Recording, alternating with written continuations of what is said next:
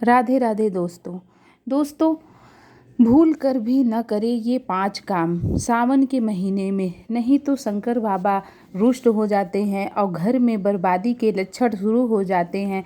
जी हाँ दोस्तों, अक्सर देखते हैं कि हम पूजा पाठ तो करते हैं, लेकिन पूजा पाठ करने के बावजूद भी हम घर में हमेशा परेशान रहते हैं। ऐसा क्या कारण है कि हम जो लोग पूजा नहीं कर रहे हैं वो इतने अच्छे से रहते हैं, लेकिन जो पूजा कर रहे हैं वो अच्छे से नहीं रह रहे हैं। मतलब उनको कोई ना कोई परेशानी आ रही है। तो ऐसा क्या कारण है दोस्तों? तो दोस्तों, आज मैं आपको बता रही हूँ कि क्या होता है कि हम पूजा तो करते हैं, लेकिन पूजा के समय जो गलतियाँ करते हैं उससे हमें भारी नुकसान होता है। और सावन के महीने में तो कहते हैं कि सावन के महीने में हमें भोले शंकर भगवान का हम जितना ही पूजा करते हैं, उनके शिवलिंग में जल चढ़ाते हैं, दूध चढ़ाते हैं, बेलपत्र चढ़ाते हैं, काले तिल चढ़ाते हैं, तो उससे हमें जो फल मिलता है, अगर हमारी कोई मनोकामना है तो वो तुरंत ही पूरी हो जाती है दोस्तों।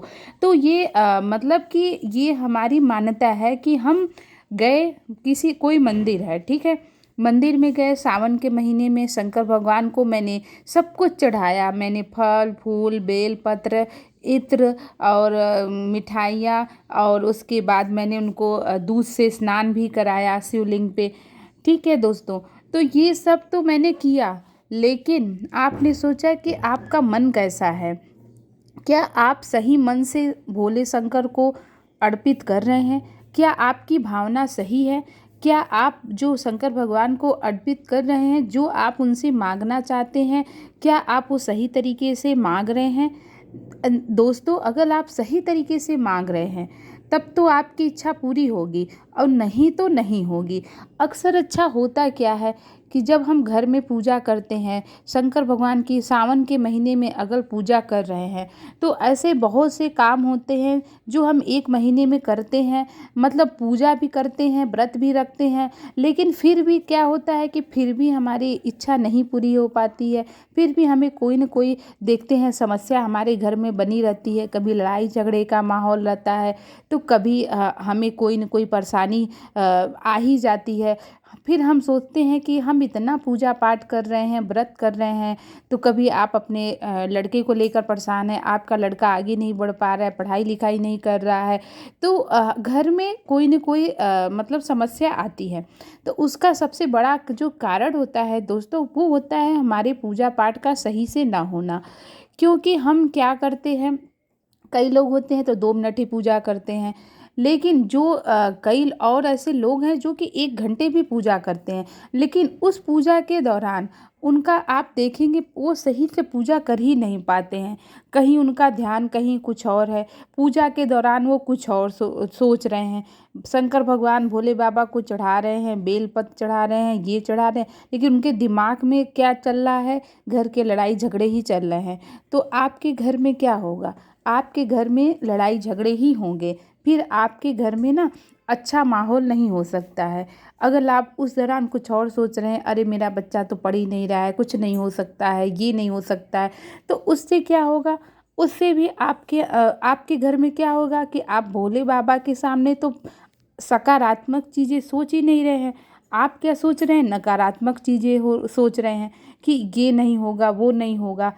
भगवान हमारी इच्छा पूरी करते हैं, लेकिन अगर आप सोचते हैं कि मैंने तुरंत पूजा किया, तुरंत जाप किया और तुरंत हमारी इच्छा पूरी हो जाएगी, तो ऐसा तो दोस्तों बिल्कुल ही नहीं होता है। क्योंकि भगवान थोड़ा सा आपको समय देते हैं कि ये इंसान कितना अपने अंदर पॉजिटिव चीज़ें ला सकता है, कितना ये अपना अच्छा कर्म कर सकता है। तो दोस्तों, सावन के महीने में आपको सबसे पहला जो काम करना है वो पूर्वजों का अपमान नहीं करना है। अगर आप अपने पूर्वजों का अपमान करते हैं, उनका सही से आदर सत्कार नहीं करते हैं, आप सिर्फ पैसे ही कमाने में लगे हुए हैं, जॉब कर रहे हैं, करोड़ों की प्रॉपर्टी हो गई है, लेकिन आप क्या कर रहे हैं? आपके माता पिता कहीं और रह रहे हैं, उनको कोई देखने वाला तक नहीं है, और आप क्या कर रहे हैं? पैसे दे के सावन के सोमवार में कहीं रुद्राभिषेक करा रहे हैं, कहीं कुछ करा रहे हैं। लेकिन सबसे ज़रूरी है कि हम अपने माता पिता का सम्मान करें, उनका कभी भी अपमान न करें।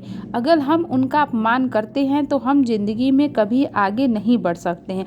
उनका जो आशीर्वाद होता है, जो वो हमें आशीर्वाद देते हैं, उनसे कहीं न कहीं वो दुआएँ लगती हैं ना, वो ज़िंदगी में बहुत आगे हमें ले जाती है। लेकिन वही जो बद्दुआ, मतलब माता-पिता कभी अपने बच्चों को बद्दुआ तो नहीं देते हैं, लेकिन होता क्या है दोस्तों कि नहीं देते हैं, तब भी क्या होता है कि वो बद्दुआ, मतलब उनका जब आत्मा दुखी होता है ना, तब भी वो कहीं न कहीं हमें लग जाता है।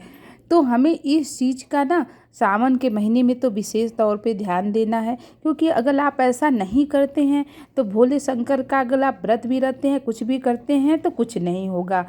और दूसरा चीज़ दोस्तों कि आप लोग सोमवार को सावन के महीने में सब लोग व्रत रहते हैं, तो जिस दिन आप व्रत रहें उस दिन क्या है कि आप व्रत हैं तो आप तो लहसुन प्याज तो बिल्कुल नहीं खा सकते, लेकिन कोशिश ये भी करिए कि घर के जो और भी लोग हैं वो भी लहसुन प्याज न खाएं। तो उससे भी क्या होगा कि घर में पॉजिटिव चीज़ें बनी रहेगी। और क्या है दोस्तों कि व्रत में भोले एक बहुत ही ज़रूरी मैं बात बता रही हूँ कि सावन के सोमवार में कभी भी हमें सेंधा नमक नहीं खाना चाहिए। इवन हमें कोई नमक ही नहीं खाना चाहिए, क्योंकि भोले शंकर के व्रत में हमेशा मीठा वाली चीज़ें ही खाई जाती हैं। एक टाइम आप खाइए, मीठे वाली चीज़ खाइए, लेकिन आप नमक बिल्कुल मत खाइए, क्योंकि उनके व्रत में नमक बिल्कुल नहीं खाया जाता है। और अगर आप लड़ाई झगड़ा कर रहे हैं घर में, मतलब आप व्रत रहे हैं, उस सुबह से ही आपके घर में कुछ न कुछ लड़ाई झगड़े चल रहे हैं, तो आप सोचिए आपको क्या व्रत का फल मिलेगा? मिलेगा? बिल्कुल नहीं मिलेगा दोस्तों। फिर क्या होगा? फिर आप हमेशा परेशान रहेंगे। फिर सोचेंगे कि मैं व्रत रहती हूँ, तब भी हमें कोई फल तो मिल ही नहीं रहा है।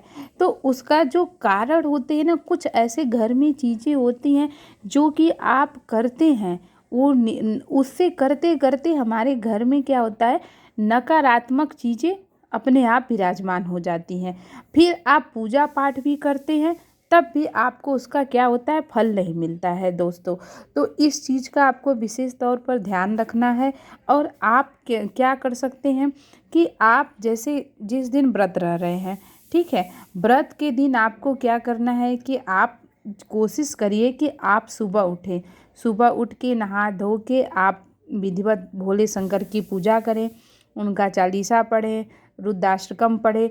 उसके बाद अगर आपके बगल में कोई मंदिर है तो आप मंदिर जाएं।